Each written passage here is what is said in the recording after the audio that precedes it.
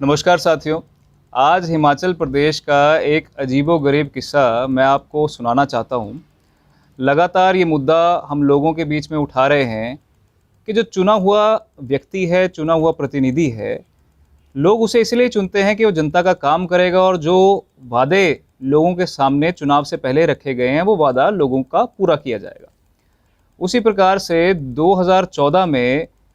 आज जो वर्तमान में केंद्रीय मंत्री हैं श्री अनुराग ठाकुर जी, उस समय सांसद थे और हमीरपुर संसदीय क्षेत्र जहाँ से वो चुनकर आते हैं, वहाँ के लोगों के साथ उन्होंने एक वादा किया था, रेलवे का वादा। और उन्होंने कहा कि हमीरपुर तक रेलवे को पहुँचाना उनका सपना है और बड़े-बड़े पोस्टर्स उन्होंने सोशल मीडिया के माध्यम से, जिसमें देश के वर्तमान में जो प्रधानमंत्री हैं वो भी दिखाई दे रहे हैं कि रोड रोलर चला रहे हैं और रेलवे जो है वो हमीरपुर तक वो पहुंचाएंगे। और जैसे ही लोगों ने उन्हें चुना, उसके बाद उस समय के जो रेलवे मंत्री थे सुरेश प्रभु जी, एक पोस्ट के माध्यम से हम ये डेट देख सकते हैं कि 2016 में सुरेश प्रभु जी के साथ खड़े हैं और उन्होंने पोस्ट डाली है कि सबको बधाई हो, जो रेलवे का हमारा सपना है, प्रोजेक्ट है, ये 3000 करोड़ के आसपास इसका खर्चा आएगा और मंजूरी मिल गई है। जिसमें उन्होंने कहा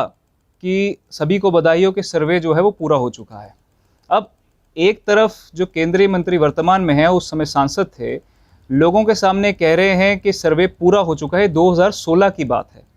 और उसके बाद एक और उनकी ये आप प्रेस क्लिप्स देख सकते हैं, जिसमें उन्होंने बयान दिया कि 2800 करोड़ के आसपास जो है वो रेलवे बजट सैंक्शन हो चुका है और 2800 करोड़ के आसपास ये रेल लाइन जो है हमीरपुर तक पहुँचाई जाएगी और काम जो है जल्द शुरू हो जाएगा। अब सवाल ये खड़ा होता है कि ये सारी चीज़ें और ये बड़े बड़े सपने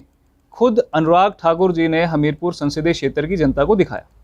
और खुद उन्होंने सोशल मीडिया के माध्यम से, अखबारों के माध्यम से लोगों को ये दिखाया 2800 करोड़ के आसपास जो है वो ये राशि आ चुकी है, सर्वे कंप्लीट हो चुका है। तो बहुत समय बीत गया, तो हमारा ये फ़र्ज़ था कि रेलवे विभाग से भी पूछा जाए कि काम क्यों नहीं हो रहा है। तो हमने एक RTI डाली और उस RTI में जानना चाहा कि 2014 से लेके अभी तक कितना बजट सैंक्शन हुआ है, क्योंकि 2800 करोड़ तो अनुराग ठाकुर जी ने लोगों के सामने अखबार के माध्यम से कहा। और दूसरी ओर हमने ये भी जानना चाहा कि सर्वे की रिपोर्ट हमें दी जाए कि कहाँ से ये रेल लाइन हमीरपुर तक पहुँचेगी, ताकि लोगों को पता लगे। अब जब रेलवे विभाग से हमें जब ये RTI का जवाब मिलता है, तो ये हैरान करने वाली बात ये है कि एक तरफ मंत्री महोदय कह रहे हैं कि पैसे भी आ गए, सर्वे भी पूरा हो गया, और दूसरी ओर रेलवे विभाग ये कह रहा है कि सर्वे अभी पूरा ही नहीं हुआ, सर्वे हुआ ही नहीं है। और दूसरी ओर 2800 करोड़ की बात करने वाले जो लेटेस्ट बजट जो आया वो 1000 रुपये का आया। अब सवाल ये खड़ा होता है कि 1000 रुपये के बजट में शायद झंडी या डंडी आ सकती होगी रेलवे की, लेकिन रेलवे लाइन तो पहुंच नहीं सकती। और दूसरी ओर ये 1000 रुपये का बजट कब आया है? जब अनुराग ठाकुर जी के पास देश के खजाने की चाबी थी और वो राज्य वित्त मंत्री थे, तब 1000 रुपये उनके संसदीय क्षेत्र में सैंक्शन होता है इस रेलवे लाइन के लिए।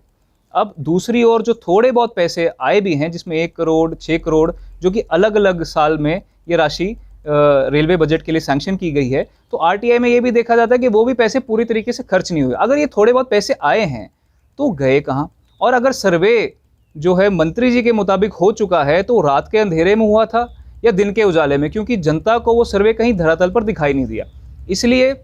आज ये सवाल खड़ा होता है कि कुछ वर्ष पहले जो अनुराग ठाकुर जी हैं, उन्होंने कहा कि सर्वे भी हो गया, 2800 करोड़ रुपए भी आ गए, सबको बधाई हो, कोरोना काल भी चला गया, अगला वर्ष भी शुरू हो गया, 2022 आने वाला है, लेकिन ना सर्वे हुआ है, ना पैसे आए हैं। तो सवाल ये खड़ा होता है कि मंत्री महोदय अपनी ही संसदीय क्षेत्र की जनता को कब तक ठगते रहेंगे?